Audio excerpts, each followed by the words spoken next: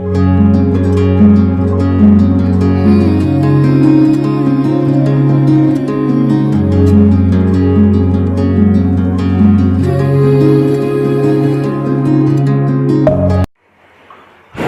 Guys, आज के मैं इस वीडियो में लेकर आया हूँ आपके लिए पॉलिनेशन, परागण।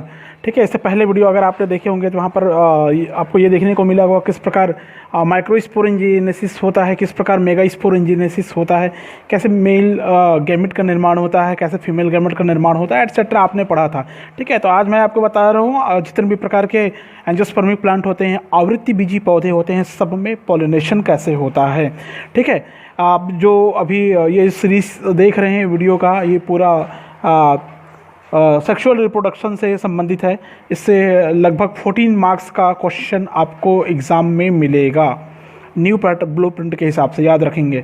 ठीक है, ये जो पोर्शन देख रहे हैं आप लोग, लैंगिक जनन, यहाँ से आपके बोर्ड में, सीजी बोर्ड में 14 मार्क्स का क्वेश्चन आएगा।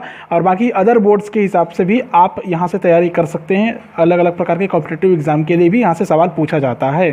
ठीक है, तो आइए मैं शुरू करता हूँ आज का ये टॉपिक, पॉलिनेशन। पॉलिनेशन, सबसे पहले आते हैं हम पॉलिनेशन, परागण क्या है।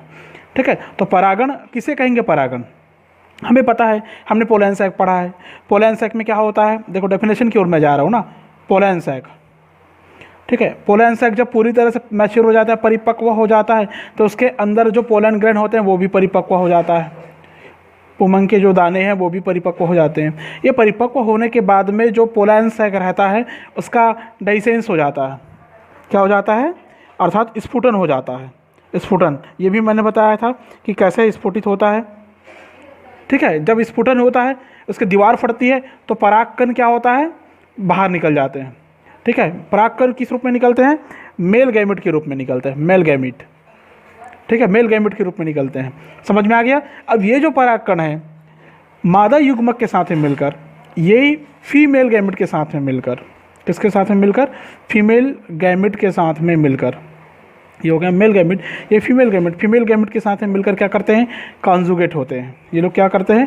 कॉन्जुगेट होते हैं। कॉन्जुगेट मतलब होता है संयुग्मित होते हैं। कंजुगेशन की प्रक्रिया यहाँ पर संपन्न होती है।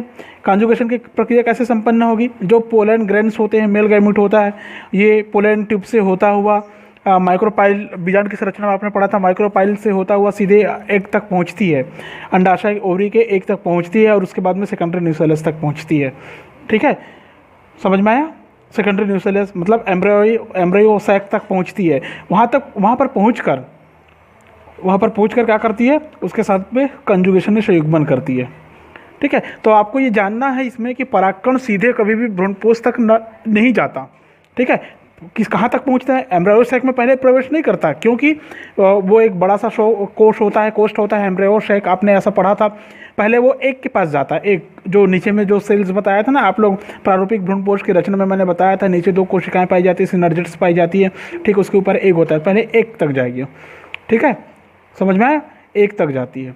या हम ऐसा कहेंगे कि जो फीमेल रिप्रोडक्टिव के स्टिग्मा पर पहुंचते हैं और वहाँ से अंकुरित होकर इनका नर युग्मक मादा युग्मक तक पहुंचता है। कहने का मतलब ये है, पुंकेसर के परागकोश से परागकणों का उसी पुष्प के या दूसरे पौधे के किसी पुष्प के वर्तिकाग्र पर जाना परागण कहलाता है। पुंकेसर के परागकोश से परागकणों का उसी पुष्प के या दूसरे पौधे के किसी पुष्प के वर्तिकाग्र पर जाना। अब समझ गए होंगे, जो पोलन सैक होता है वहाँ से पोलन ग्रेन निकलता है। ये पोलन ग्रेन क्या करेगा? अपने उसी पौधे के पुष्प पे, सेम, ठीक है, अपने ही पौधे पे के फूल पे या किसी अदर प्लांट के फूल पे, अदर प्लांट फ्लावर के स्टिग्मा तक जाता है। कहाँ तक जाता है? स्टिग्मा तक जाता है। ये स्टिग्मा तक जाता है। ठीक है, स्टिग्मा में जाके, स्टिग्मा तक जाने को ही हम लोग कहते हैं पॉलिनेशन या परागण। तो यहाँ पर कंजुगेशन शब्द नहीं आता। क्यों नहीं आता? क्योंकि वो बाद की प्रक्रिया है। हम पढ़ रहे हैं परागण, पॉलिनेशन, अर्थात हम ये जान लें और अच्छे से समझ लें कि निषेचन और परागण में थोड़ा सा अंतर होता है। ठीक है, निषेचन में 2 गैमेट का मिलना होता है, जो मैंने ऊपर बताया था आपको। लेकिन परागण जो होता है उसमें क्या होता है? जो परागकण होता, सरल शब्दों में बोल रहा हूँ, जो परागकण होता है वो सीधे सीधे उसी पुष्प के वर्तिकाग्र तक या दूसरे पौधे के पुष्प के वर्तिकाग्र पर पहुंचता है। ये प्रक्रिया कहलाती है परागण। आप समझ गए होंगे, उम्मीद करता हूँ। पौधे में जो लैंगिक जनन के लिए परागण होता है वो अनिवार्य प्रक्रिया होती है। ठीक है, अब आते हैं इसका टाइप्स में। ठीक है, तो इस टाइप्स को मैं जो लेकर आ रहा हूँ अभी आपके लिए, ये एनसीईआरटी बेस पर भी है और अदर बोर्ड्स के बेस पर भी है, तो आप लोग इसको बड़े ध्यान से देखेंगे। ठीक है, परागण मैं यहाँ पर शुरू कर रहा हूँ पॉलिनेशन के टाइप्स में।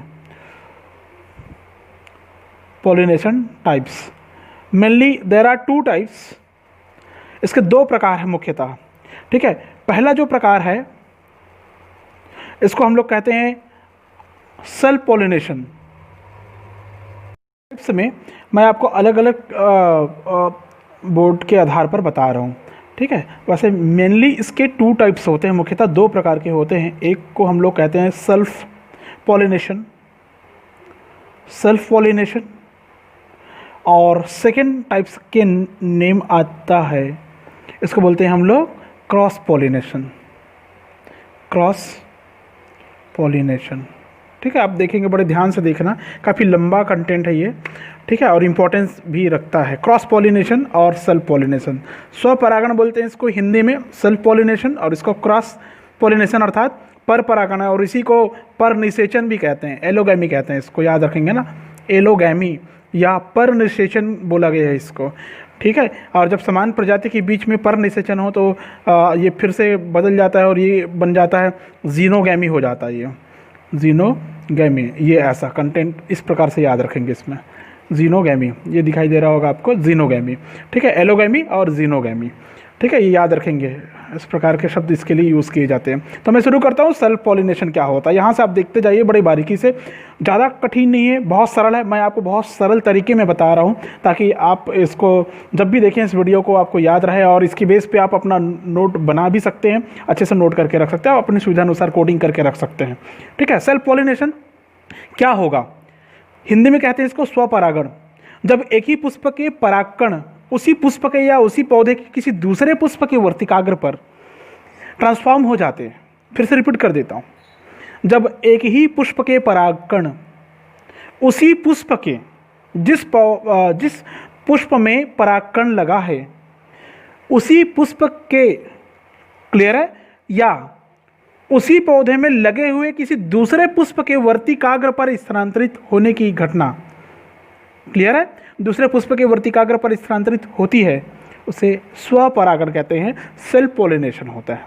तो ये बहुत इजी है, ये पुष्प के परागकण का उसी पुष्प के या उसी पौधे के दूसरे पुष्प के वर्तिकाग्र पर स्थानांतरित होना सेल्फ पॉलिनेशन कहलाता है, स्वपरागण कहलाता है। ठीक है, इसके लिए प्रमुख आवश्यक जो कंडीशंस होंगी वो कुछ इस प्रकार होंगी कि इसमें जो प्लांट होंगे, जो फूल होगा वो पहले बाइसेक्सुअल होना चाहिए, द्विलिंगी होना बहुत ज़रूरी है। इसका थोड़ा सा एडाप्टेशन और बताऊंगा मैं आगे। क्या होना चाहिए, ये द्विलिंगी होना चाहिए, अर्थात इसमें प्रजनन के लिए दोनों लिंग होने चाहिए। कौन कौन से, मेल गैमेट और फीमेल गैमेट, या मेल आर्गन और फीमेल आर्गन दोनों होना जरूरी है। ठीक है, अब देखिए ये सेल्फ पॉलिनेशन है, आपको समझ में आ गया होगा किसे कह रहे हैं। अब मैं थोड़ा सा आगे बढ़ता हूँ। सेल्फ पॉलिनेशन को फिर से टाइप्स में बांटा गया है, तो इसके फिर से 2 टाइप्स बनते हैं। There are 2 types self pollination के, 2 टाइप्स। फर्स्ट थोड़ा सा अलग टाइप का, ऑटोगैमी बोलते हैं इसको, सॉरी ऑटोगैमी। ठीक है, और जो सेकेंड टाइप्स होता है इसका, इसको बोलते हैं ज़ीटोनोगैमी।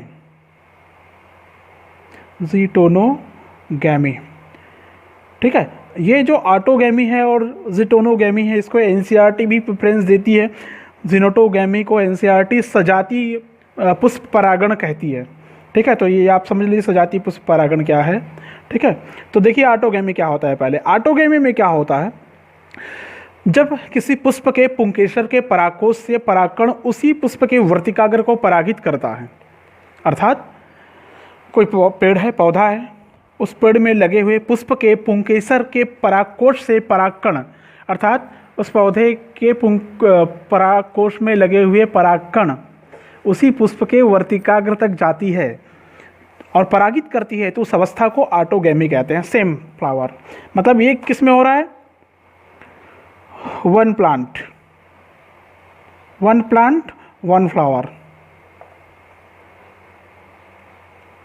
ठीक है, एक ही पुष्प के परागकण उसी पुष्प के वर्तिकाग्र तक जाती है या उसी पौधे के दूसरे पुष्प तक जाती है, ये कहलाता है ऑटोगैमी। इसके एग्जाम्पल अगर हम लोग देखें तो एग्जाम्पल कुछ इस प्रकार से मिलता है। इसके एग्जाम्पल में आपको मिलेंगे, वैसे बहुत सारे एग्जाम्पल मिलेंगे लेकिन कुछ एग्जाम्पल है मेरे पास, तो मैं ये एग्जाम्पल देके आपको बता देता हूँ। जैसे गेहूँ जानते होंगे आप लोग, व्हीट, मटर जानते होंगे, धान जानते होंगे आप लोग। ठीक है, ये इसका कुछ उदाहरण है। इसके अलावा भी और बहुत सारे एग्जाम्पल मिलेंगे, जैसे ऑक्जेलिस, ठीक है, कोमेलिना बोलते हैं, कनकौवा बोलते हैं जिसको, कोमेलिना जानते हो नहीं, कोमेलिना कनकौवा बोलते हैं। कनकौवा को और कुछ बोलते हैं क्या? कौवा कैनी बोलते हैं हमारी सामान्य भाषा में, छत्तीसगढ़ में ऐसा बोलते हैं, मैंने सुना है इसको बोलते। ठीक है, सेकंड आता है इसमें जिटोनोगैमी। जिटोनोगैमी का मतलब होता है, मैंने अभी थोड़ी देर पहले कहा था कि एनसीईआरटी में इसको प्रेफरेंस दिया गया, सेकंड टाइप से में लिखा गया, इसको सजात पुष्पीय परागण के रूप में गिनते हैं इसको। अर्थात जब किसी पुष्प के पुंकेसर के परागकोश से परागकण उसी पौधे पर लगे किसी अन्य पुष्प की वर्तिका को परागित करते हैं। ठीक है ना, इसमें क्या होता है, सॉरी, इसमें जो एक ही फ्लावर है, एक ही फ्लावर के परागकण उसी फ्लावर के वर्तिकाग्र तक जाता है, इसमें ये होगा। मैं फिर से इसको रिपीट कर देता हूँ। ऑटोगैमी में एक पौधे में लगे हुए फ्लावर का परागकण उसी पौधे मतलब उसी पुष्प के वर्तिकाग्र तक जाती है और परागित करती है।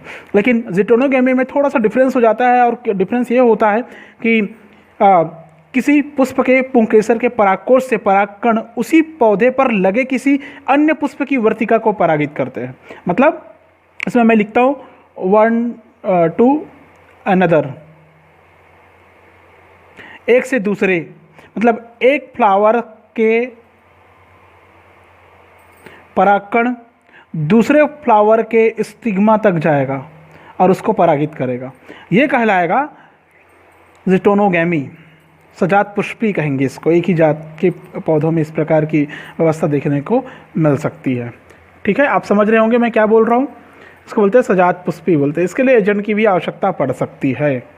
ठीक है, इसमें एग्जाम्पल भी यही सब आ जाते हैं, घबराने की ज़रूरत नहीं एग्जाम्पल के लिए, आप दोनों के लिए एग्जाम्पल सेम लिख सकते हैं। ठीक है, नेक्स्ट आता है इसमें थोड़ी अनुकूलताएं भी देख लेते हैं, अडाप्टेशन भी देख लेते हैं। क्या होता है अडाप्टेशन, कि भाई सेल्फ पॉलिनेशन हो रहा है तो कुछ अनुकूलताएं होती होगी, तो वो अडाप्टेशन क्या क्या है, कभी कभी पेपर में पूछ देते हैं अडाप्टेशंस, आपको पता होना चाहिए अनुकूलन। ठीक है, मैं शॉर्ट में बता देता हूँ। अनुकूलन बड़े काम की चीज़ है आपके लिए, आपको याद ज़रूर रहेगा। ठीक है, मैं बताता हूँ इसमें सबसे पहले होना चाहिए बायसेक्सुअलिटी होना चाहिए, अर्थात द्विलिंगी होना चाहिए। कैसा होना चाहिए? द्विलिंगी होना चाहिए। अब द्विलिंगी मतलब आप समझते हैं, मेल फीमेल गैमेट दोनों होना चाहिए। ठीक है, सेकंड में आ जाएं तो सेकंड में हमको कुछ इस प्रकार का मिलता है, इसमें क्लिस्टोगैमस प्रकार का फ्लावर बनते हैं। क्लिस्टोगैमी क्या होता है? इसमें पुष्प हमेशा बंद रहता है, दूसरे पुष्पों को के परागकण इस पर नहीं आ पाते। ठीक है, और इस गुण को ही क्लिस्टोगैमी कहते हैं। ठीक है, तो दूसरे फ्लावर कैसे रहते हैं, इसमें फ्लावर क्लोज्ड रहता है, ओपन नहीं मिलेगा आपको, फ्लावर क्लोज्ड रहेगा, बंद रहेगा।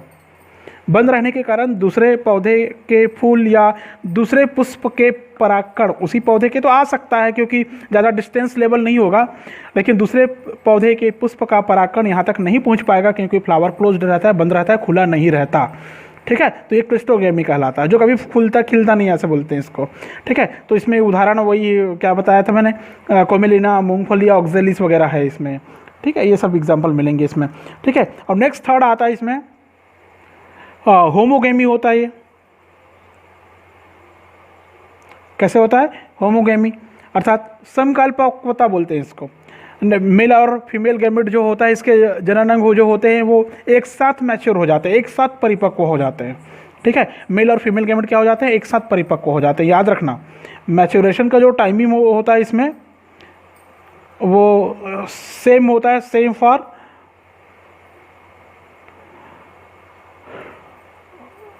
Both gamete. दोनों गैमेट के लिए इसमें परिपक्वन अवस्था एक समान होती है, जिसके कारण स्वपरागण की संभावना उसमें बढ़ जाती है। इसमें एग्जाम्पल में अगर आप लोग जाते हैं तो इसको पोटैटो वगैरह आता है, पोटैटो आता है, मिराबिलिस आता है, मिराबिलिस,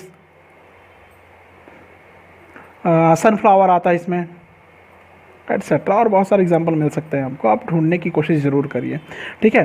ये जो ये जो अडाप्टेशन आप पढ़ रहे हैं सेल्फ पॉलिनेशन का, इसमें जो फूल होता है ना वो आकर्षक नहीं होता, ठीक है, ये अट्रैक्टिव नहीं होता।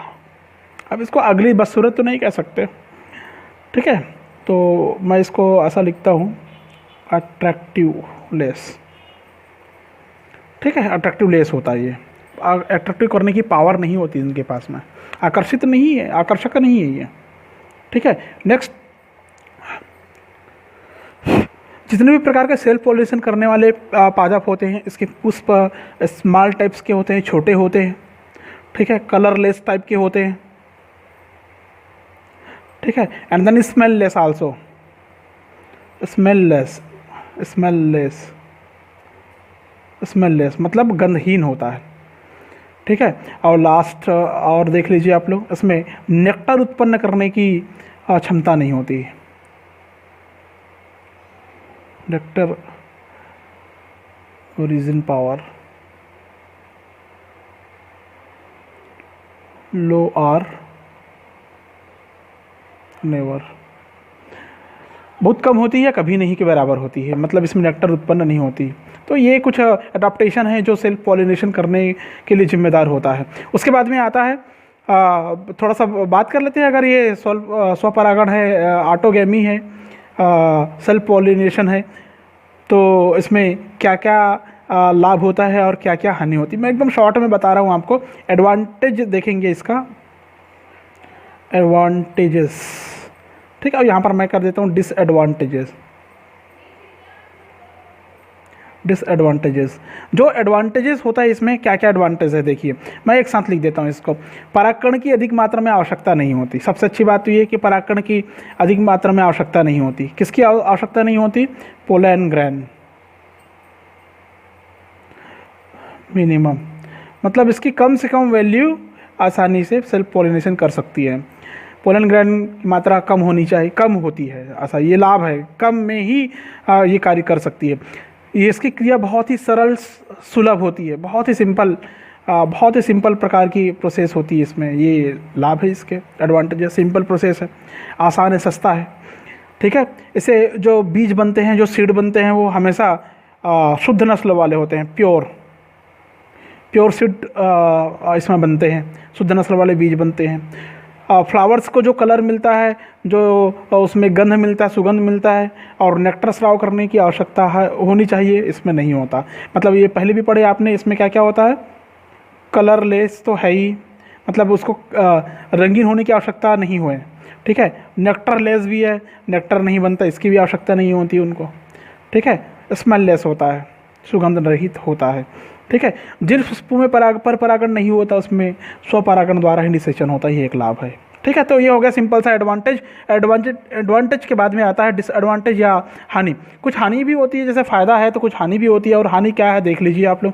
डिसएडवांटेज, इसको देखिए, डिसएडवांटेज में क्या है, इस प्रकार के प्रक्रिया से जो बीज बनते हैं वो संख्या में काफ़ी कम होते हैं, बीज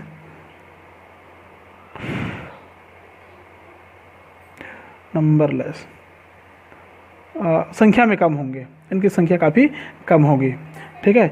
हल्के होंगे, लाइट वेट होती है, लाइट वेट, स्मॉल होंगे,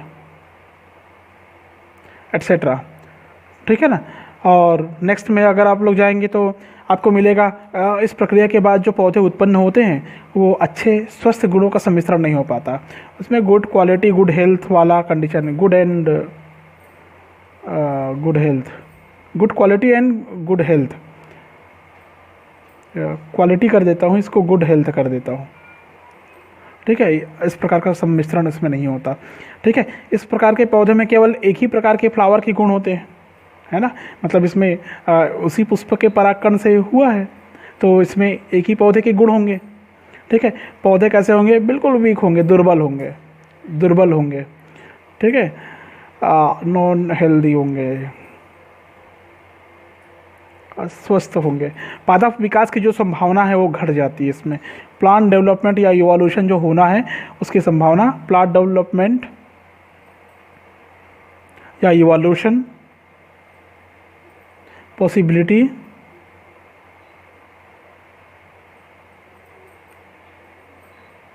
डिक्रीज हो जाती है।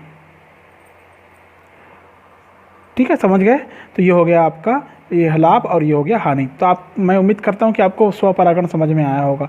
इसके बाद मैं आता हूँ परपरागण में।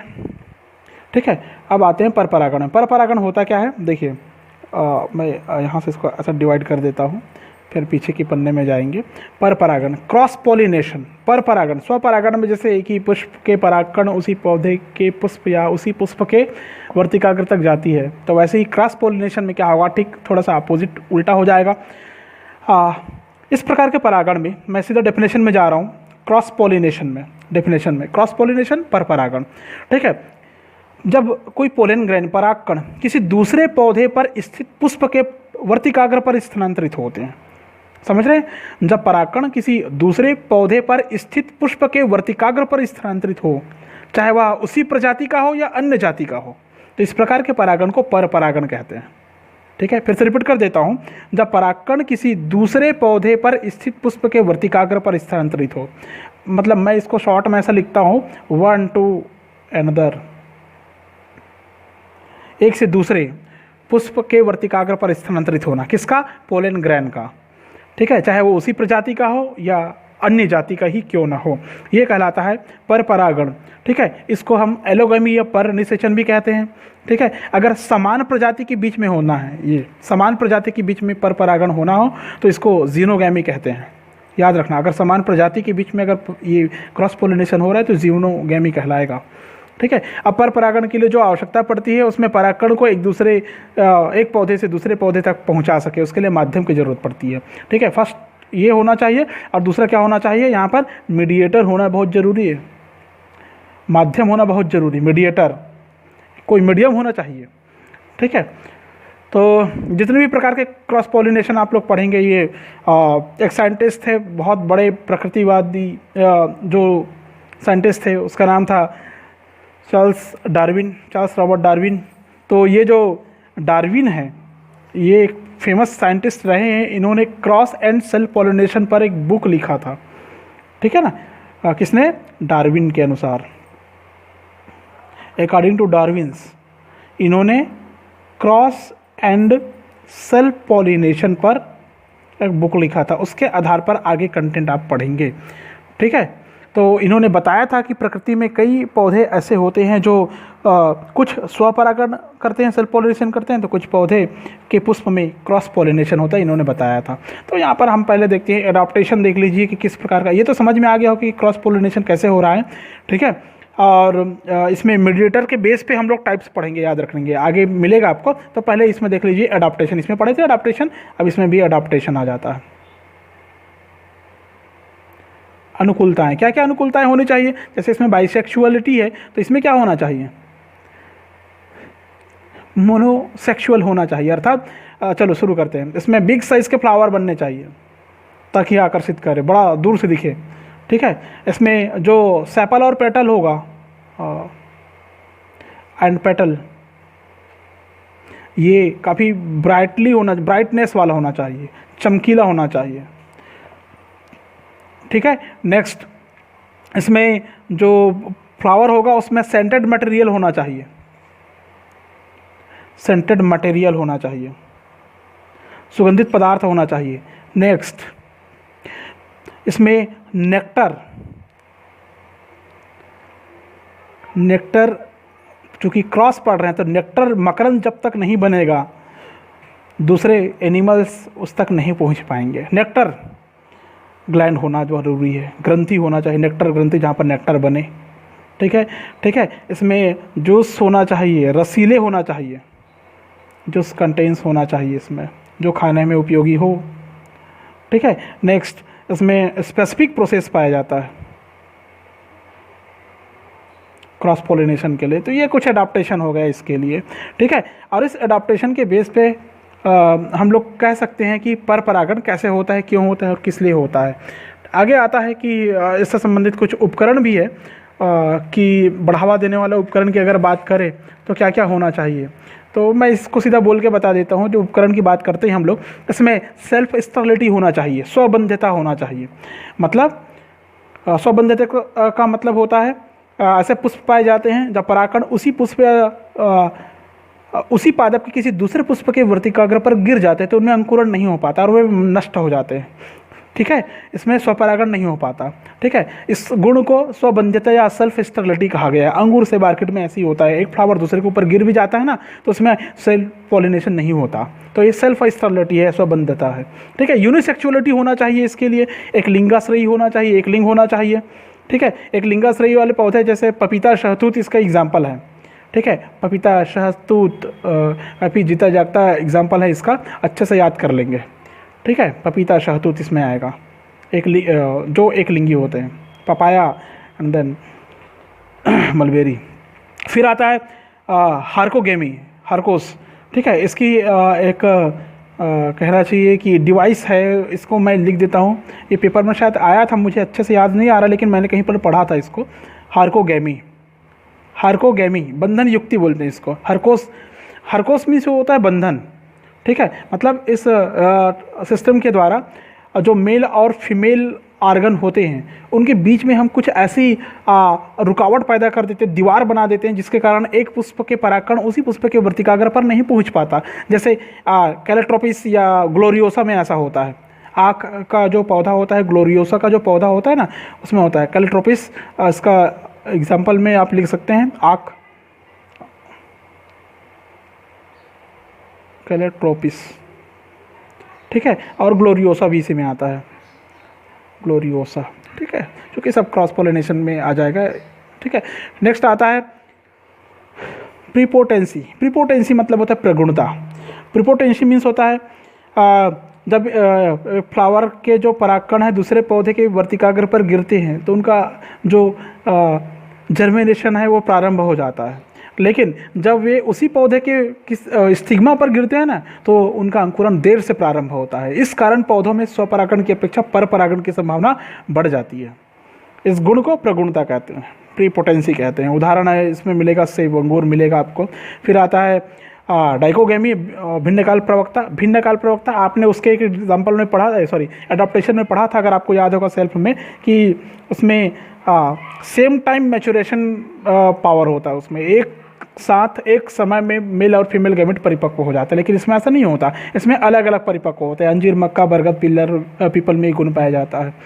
ठीक है, तुलसी, धनिया, सूरजमुखी इत्यादि, ये सब क्रॉस पोलिनेशन के उदाहरण में आप लोग को लिख सकते हैं। ठीक है, तो ये हो गया आपका कुछ उपकरण। उपकरण के बाद में मैं फटाक से बता देता हूँ ये जो टाइप्स ऑफ क्रॉस पोलिनेशन है, ये मीडियम के आधार पर है। ठीक है, टाइप्स ऑफ क्रॉस पोलिनेशन। तो आइए मैं दूसरा पेज में आ जाता हूँ। क्रॉस पोलिनेशन के प्रकार मीडिएटर या मीडियम के आधार पर है, किसके आधार पर वो फैलता है, किसके आधार पर क्रॉस पोलिनेशन कहलाता है। तो सीधे सीधे बता देता हूँ आपको टाइप्स ऑफ क्रॉस पोलिनेशन।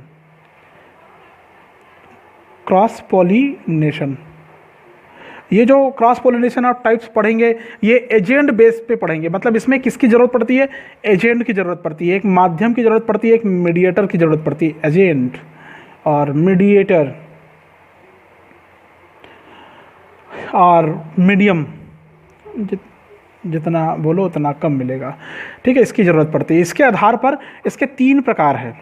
ठीक है, इसके आधार पर इसके 3 प्रकार है। तो इसके 3 प्रकार इस प्रकार से हैं। पहला आता है विंड पोलिनेशन, या इसी को कहते हैं एनीमोफिलस, एनीमोफिलस, या इसी को और कह सकते हैं आप एनीमोफिली, एनीमोफिली या कह सकते हैं आप लोग।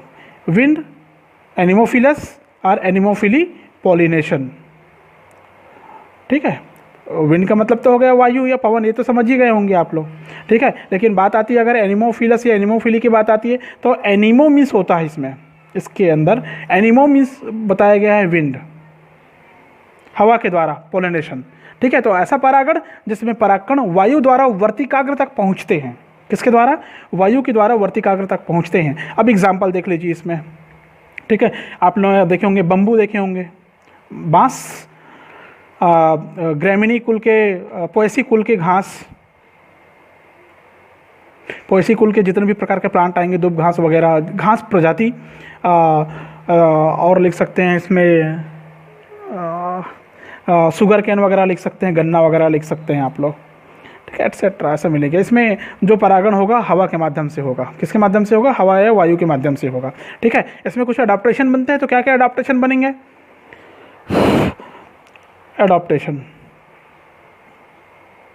ये जो अडाप्टेशन बनेगा, क्या क्या अडाप्टेशन बनेगा? फर्स्ट, जो फ्लावर होंगे स्मॉल होगा, क्रॉस है ना, याद रखना, छोटा होगा, कलरलेस होगा, अट्रैक्टिव लेस होगा, नेक्टरलेस होगा, नेक्टरलेस, ठीक है। नेक्स्ट में आएंगे वो एडाप्टेशन में, तो आपको मिलेगा इसका जो परागकोश का जो परागकोण है वो बहुत अधिक संख्या में बनेंगे, ठीक है,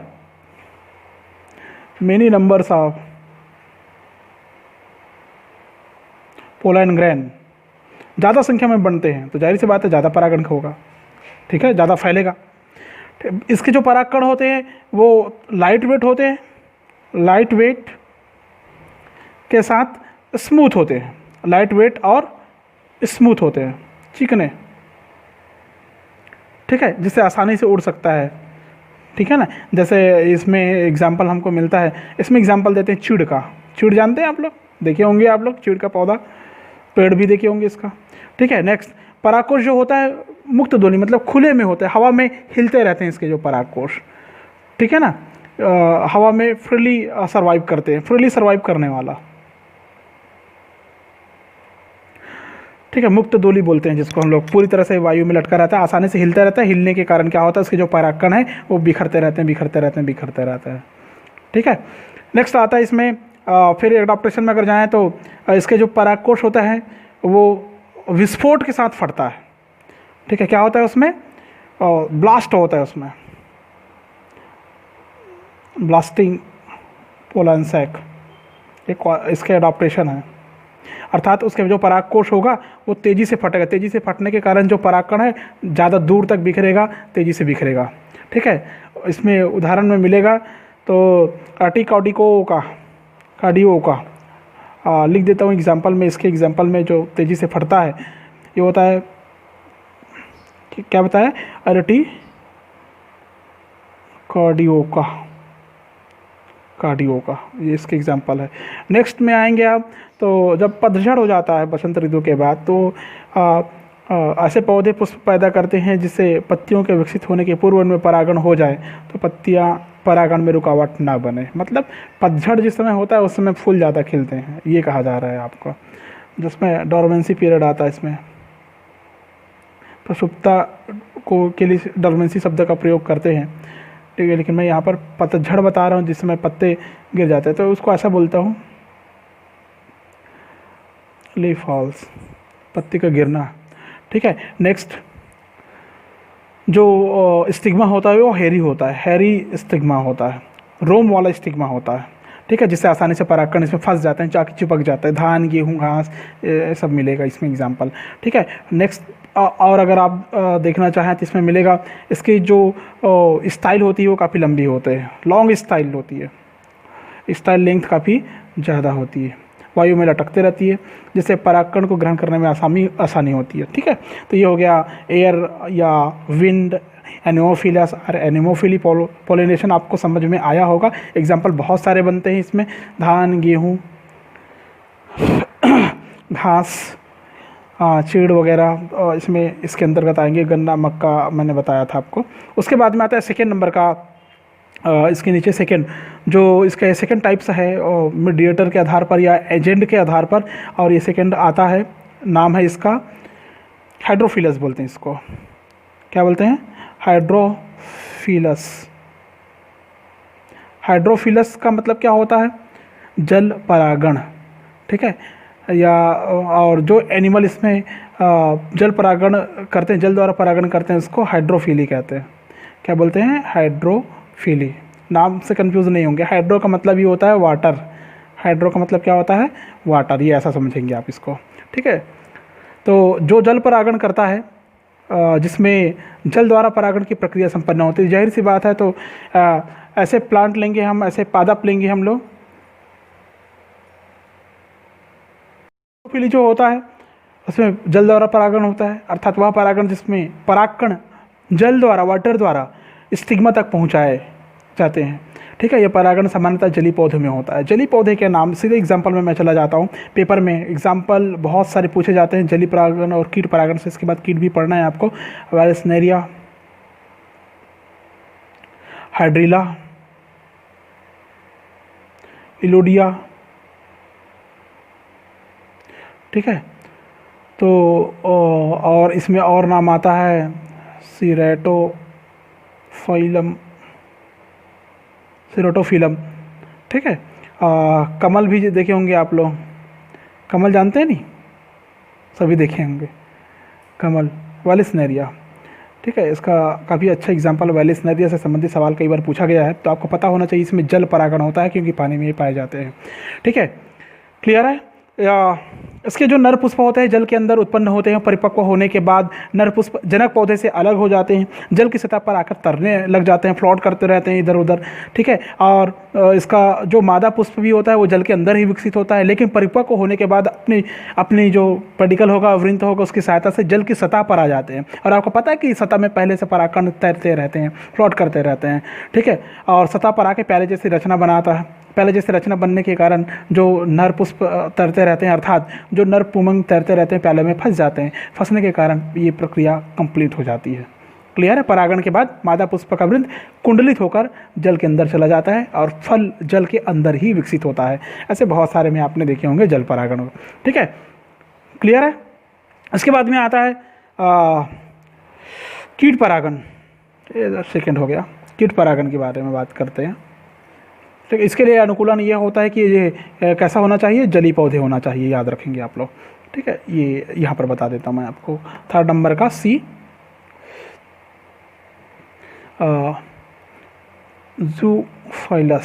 ज़ूफिलस पॉलिनेशन, नाम से स्पष्ट है, आप समझ सकते हैं कि इसे कहेंगे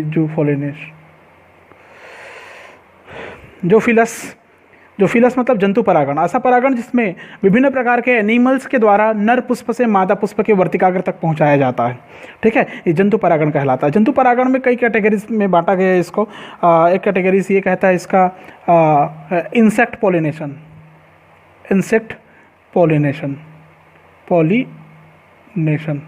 इंसेक्ट पॉलिनेशन। ज़ूफिलस पॉलिनेशन में क्या है, एनिमल्स के द्वारा, ऐसा लिख देते हैं बाय एनिमल्स, ये आपके याद करने के लिए, एनिमल्स के द्वारा होता है, जंतुओं के द्वारा होता है। तो इसमें इंसेक्ट पॉलिनेशन पहले आता है, कीट परागण आता है, ठीक है। कीट परागण की अगर हम लोग बात करें तो नर पुष्प से मादा पुष्प तक पहुंचाने के लिए कीट माध्यम की तरह कार्य करता है। लगभग 80% प्लांट में इस प्रकार का परागण होता है, 80% प्लांट में इस प्रकार का परागण होता है, कीट परागण होता है, इंसेक्ट पॉलिनेशन होता है। इस परागण में कीटों का पुष्पों तक आना अनिवार्य होता है, याद रखना। कीट जो भी इंसेक्ट है वो फूल तक आने चाहिए, तभी परागण संपन्न होगा, अन्यथा नहीं। कीट परागण होने के लिए पादपों में कुछ अनुकूलताएं होनी चाहिए, जैसे कीट तभी आएगा फूल में जब वो आकर्षक होगा, ठीक है। उसमें मकरंद बनेगा, नेक्टर बनेगा, ठीक है। उसके जो क्या बोलते हैं कैलिक्स और कोरोला है, अर्थात जो सेपल और पेटल है वो आकर्षक होने चाहिए, कलरफुल होने चाहिए, रंगीन होने चाहिए, सुगंध उत्पन्न करने वाले उसमें सेंटेड मटेरियल होना चाहिए, ठीक है। पुष्पक्रम जो पैदा करेंगे वो रंगीन बड़े होना चाहिए, रोमी होना चाहिए, उसके जो परागकण होते हैं रोमी, रोम वाले होने चाहिए, हेयरी होना चाहिए, कहने का मतलब स्टिकी होना चाहिए, चिपचिपे होना चाहिए, खुरदुरे होना चाहिए, ठीक है। रात्रि में जो खिलने वाले पुष्प होते हैं, अधिकांश पुष्प जो रात्रि में खिलते हैं लगभग सफ़ेद प्रकार के खिलते हैं। आप लोग देखे होंगे उसमें चांदनी वगैरह के प्लांट में देखे होंगे, रात्रि में सफ़ेद वाला वाइट वाला फूल खिलता है। तो कीटों को आकर्षित करने का गुण होने चाहिए, कुल मिलाकर इसके अंतर्गत ये इंसेक्ट पॉलिनेशन के अंतर्गत आता है, ठीक है। एग्जाम्पल की बात करें तो एग्जाम्पल तो हमको बहुत सारे मिलेंगे कीट परागण में। तो एक होता है साल्विया, ठीक है। साल्विया जो प्लांट का नाम है, साल्विया के पुष्प हैं। इसमें ये एक विशिष्ट रचना वाले पुष्प होते हैं, कीट के द्वारा परागण होता है साल्विया में। इसके जो बाह्य दल होगा, कैलिक्स होगा, वो द्विओष्ठी होगा, ठीक है। द्विओष्ठी मतलब ऐसा ओपन शब्द में ऐसा रहेगा, द्विओष्ठी, ठीक है। इनका जो पुंकेसर होगा काफ़ी जल्दी परिपक्व होने वाला रहता है, ठीक है। इसमें दो प्रकार के पुंकेसर पाए जाते हैं, एक छोटा पुंकेसर बंध्य होगा, स्टरलाई होगा, और जो बड़ा होगा वो उर्वर होगा, फर्टाइल होगा, ठीक है। इसमें दो पुंकेसर मिलते हैं। फर्स्ट जो पुंकेसर होंगे, एंथर होंगे, ये स्टरलाई होगा, बंध्य होगा, और सेकंड जो पुंकेसर होगा, जो पुमंग होगा, वो फर्टाइल होगा, उर्वर होगा, फर्टाइल, TIL, फर्टाइल होगा, ठीक है। जैसे ही कोई कीट भोजन की तलाश में पुष्प के हो ऐसा बनता है, ऐसा होठ के बीच में आता है, तो उर्वर परागकोश के परागकण निकलकर कीट की पीठ से चिपक जाएगा, ठीक है। और वो कीट दूसरे पुष्प पर जाएगा। जब वो दूसरे कीट पर जाएगा तो वहाँ पर आसानी से जो परागकण है वो उसके वर्तिकाग्र में जाके चिपक जाएगा, ठीक है। इसके अलावा इसमें बहुत सारे एग्जाम्पल मिलेंगे। ये हो गया साल्विया है, इसमें रेफ्लेशिया भी आता है। रेफ्लेशिया जानते हैं? रेफ्लेशिया सुने हैं आप लोग नाम? रेफ्लेशिया का पुष्प सबसे बड़ा होता है, आपने सुने होंगे, पढ़े होंगे। लगभग 1 मीटर व्यास, लगभग इसका जो फ्लावर होता है ना 1 मीटर व्यास का होता है, डायाप्टर का होता है, और 15 पाउंड वजनी होता है, ठीक है। सड़े मांस की तरह गंध आती है इसमें। वनस्पति जगत का सबसे बड़ा पुष्प है ये, ठीक है। बबूल वगैरह भी आएगा इसमें, लार्कस्पर मुसेंडा आएगा इसमें, कीट परागण जिसमें होता है। बोगेनविलिया, छुई मुई आएगा, बबूल आएगा। क्या क्या आएगा? बोगेनविलिया, लिख देता हूँ थोड़ा सा नाम, बोगेनविलिया, ठीक है। बोगेनविलिया है, इसमें एकेसिया नीलोटिका अर्थात बबूल है, ठीक है। मिमोसा प्लांट जिसको आप लोग छुई मुई कहते हैं, मिमोसा प्लांट, ठीक है। तो ऐसे बहुत सारे एग्जांपल आपको मिल जाएंगे, आप भी ढूंढने की कोशिश करेंगे, आपको ज़रूर मिलेगा। इसके अलावा इसमें और जो मिलेगा, पीपल वगैरह में मिलता है, पीपल, बनियन बरगद की ट्री में भी मिलता है, अंजीर में भी मिलता है, ठीक है। इस प्रकार का परागण, कीट के द्वारा होने वाला परागण मदार में भी होता है। मदार जानते हो आप लोग? मदार की झाड़ी तो देखे होंगे, मदार तो सभी देखेंगे, दूध निकलता है, पत्ते तोड़ते हैं, आप शिवलिंग में चढ़ाते हैं उस पुष्प को, देखे होंगे आप लोग, कैलोट्रोपिस, ये मदार। समझ में आया? तो ये क्या हो गया? इंसेक्ट पॉलिनेशन हो गया। कौन सा पॉलिनेशन हुआ? ये इंसेक्ट पॉलिनेशन। अब इस इंसेक्ट पॉलिनेशन के बाद इसमें और आता है, जैसे दूसरा नंबर मैं लिख रहा हूँ, इसमें बी लिख रहा हूँ, ornithophily, ornithophily pollination. Ornithophily pollination का मतलब ये पक्षियों द्वारा होता है। ऑर्निथो से समझ सकते हैं बर्ड्स, एविस के लिए प्रयोग किया गया शब्द है, प्रयुक्त किया गया शब्द है, पक्षियों के द्वारा होगा, ठीक है। तो इसका उदाहरण आपको मैं ऐसा लिख देता हूँ, सेमल है, बबूल है, बिग्नोनिया है, बिग्नोनिया ऐसा, ठीक है। इसमें नेक्स्ट आता है चिरोप्टेरीफिली पॉलिनेशन। चिरोप्टेरीफिली का मतलब होगा कि चमगादड़ के द्वारा होगा। ये किसके द्वारा होगा? बैट, चमगादड़ के द्वारा होगा। उदाहरण अगर लेंगे, जिसमें कदम का वृक्ष देखे हैं नहीं, कदम, वो कृष्ण भगवान वाला कदम है ना, ये कचनार भी देखे होंगे आप लोग, एटसेट्रा इसमें मिलता है। नेक्स्ट आएगा मेलिकोफिली, मेलकोफिली पॉलिनेशन। मेलकोफिली पॉलिनेशन ये आर्किड में होता है। किसमें होता है? आर्किड में। किसके द्वारा होगा? बाय स्नेल, घोंघों के द्वारा होगा।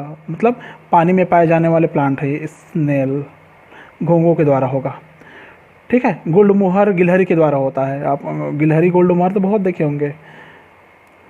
गोल्ड मोहर किसके द्वारा होगा? गिलहरी के द्वारा होता है, ठीक है। स्क्वायरल के द्वारा होता है, स्क्वायरल के द्वारा होता है। तो ये समझ सकते हैं आप लोग, ठीक है। पर परागण से अब आता है कि क्या लाभ होता है पर परागण से, तो आपको पता होना चाहिए लाभ, क्या क्या लाभ होगा। पर परागण से जो लाभ है, एडवांटेज है, वो मैं यहाँ पर बता देता हूँ। एडवांटेज, क्या क्या लाभ है इससे? पर परागण से नई जातियों का विकास होता है, इसमें न्यू स्पीसीज बनता है, सबसे अच्छी बात। ठीक है। दूसरा, इससे जो पौधे बनते हैं वो काफ़ी सुंदर होते हैं, ब्यूटीफुल होते हैं, मन को भाने वाला रहता है, काफ़ी मजबूत होते हैं, स्ट्रॉन्ग होते हैं और हेल्दी किस्म के होते हैं। ठीक है। नेक्स्ट में अगर आप जाएंगे तो सीड बहुत सारे बनते हैं, मेनी नंबर्स में बनते हैं। ठीक है। नेक्स्ट अगर आपको बताऊं तो इसमें आएगा, इसमें जो बालियां और फल लगेगा, बालियां और फल, जो फ्रूट्स की मात्रा है वो काफ़ी ज़्यादा लगेगा, मैक्सिमम। ठीक है। इसमें डेवलपमेंट और अडाप्टेशन काफ़ी अच्छा होगा। क्या क्या? डेवलपमेंट एंड अडाप्टेशन काफ़ी अच्छा होगा इससे। ठीक, वैसे डिसएडवांटेज भी है कुछ। क्या क्या डिसएडवांटेज है इसके, तो बता देता हूँ क्या क्या एडवांटेज है। इसके लिए मीडिएटर की ज़रूरत पड़ती है, मीडिएटर पर निर्भर रहना पड़ता है। किस पर? एजेंट पर, ऐसा लिखता हूँ मैं, एजेंट डिपेंड होते हैं ये। अगर एजेंट नहीं है तो क्या होगा? मुश्किल हो जाएगा ना। वायु नहीं है, पानी नहीं है, कीट नहीं, तो क्या होगा? नहीं हो पाएगा ना। ठीक है। नेक्स्ट, इसमें अधिक परागकण की आवश्यकता पड़ती है, तो ये इसके लिए डिसएडवांटेज है। ठीक है। मोर पोलन ग्रेन की ज़रूरत पड़ती है, इसमें कम हो गया तो नहीं होगा। ठीक है। इसमें शुद्धता जो होती है पौधों की, वो पूर्णतः समाप्त हो जाती है, प्योरिटी ख़त्म हो जाती है, प्योरिटी ख़त्म हो जाती है अगर आने वाले नस्ल में देखें तो। ठीक है। इसके लिए पुष्पों को आकर्षक बने रहने के लिए पुष्पों को आकर्षक होना चाहिए, अट्रैक्टिव होना चाहिए, जो परागण में मदद कर सके, इत्यादि हो सकता है। ठीक है। तो आप इसके बेस पे आप डिफरेंस पढ़ लेना, डिफरेंस तैयार कर लेना इस पूरे कंटेंट के बेस पे कि पर परागण और स्वपरागण के बीच में क्या क्या अंतर पाया जाता है। एक और परागण होता है आर्टिफिशियल पॉलिनेशन। आर्टिफिशियल पॉलिनेशन में क्या होता है? मनुष्य अपनी इच्छा अनुसार, अपनी मर्जी के अनुसार परागण कर सकता है, ऐसे नस्लों को तैयार करता है। इच्छित गुणों वाली नस्लों को तैयार किया जा रहा है आज देश में। ठीक है। जिसमें कृत्रिम परागण के कारण जो ग्रीन रिवॉल्यूशन आई थी, अन्न के बारे में भी हम आत्मनिर्भर हो सके हैं, क्योंकि आर्टिफिशियल जो पॉलिनेशन हुआ उससे हमारी उपज बढ़ी। गेहूँ, धान, मक्का, आलू की रोग प्रतिरोधी जातियों का उत्पादन किया गया, ये आर्टिफिशियल पॉलिनेशन से होता है। तो एक पॉलिनेशन ये भी बनता है, आर्टिफिशियल पॉलिनेशन। ठीक है। उम्मीद करता हूँ आपको ये सारी चीज़ें समझ में आया होगा, नहीं समझ में आया होगा या कोई कन्फ्यूज़न होगा तो मैं उम्मीद करूँगा कि एक बार वीडियो आप पूरा ध्यान से देखें, बार बार देखें। मैंने वो सारी चीज़ें बताया है जो एग्ज़ाम के दौरान पूछा जाता है। इसमें बड़े क्वेश्चन के रूप में भी मिल सकता है, छोटे छोटे पॉइंट्स क्वेश्चन के रूप में भी मिल सकता है। ठीक है। तो आज के वीडियो में बस इतना ही। आगे मैं फिर से एक नई वीडियो लेके आऊँगा।